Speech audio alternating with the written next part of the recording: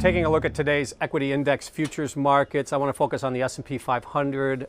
Some significant selling pressure. We're currently seeing the S&P 500 futures down about 100 handles, right around the 32.38 level. A little bit time left here before the end of the day, but certainly some significant selling pressure as we start the week. And it started really last week when we saw the equity markets coming under some selling pressure, and it manifested itself over the weekend as, again, the news continues to build about the impact of the coronavirus, and not so much just the actual impact from a humanistic standpoint, but now it's starting to feed into the economic structure as well, and it's spreading out into Italy. Was featured over the weekend as they're shutting down a lot of activity there, and we continue to see activity being reeled in across the globe now as we see the virus again moving across various regions within the global structure.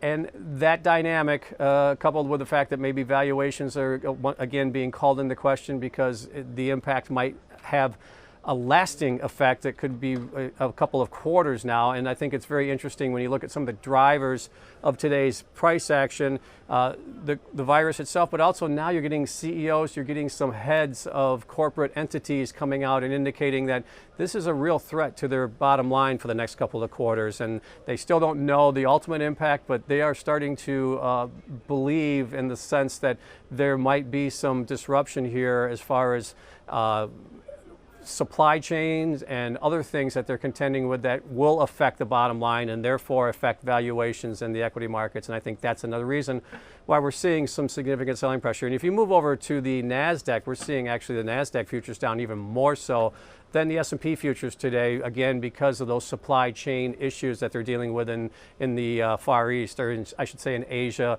and more probably importantly, South Korea now. Let's also look at a couple of the trends in place right now. I want to point out that with the current price structure of the S&P 500 futures right around that 32.38 level, that is below the 50-day moving average now. So we're below the 50-day moving average, which comes in at 32.77. So definitely a reversal in momentum here, and I think that's again, you're seeing some technical selling because of that fact.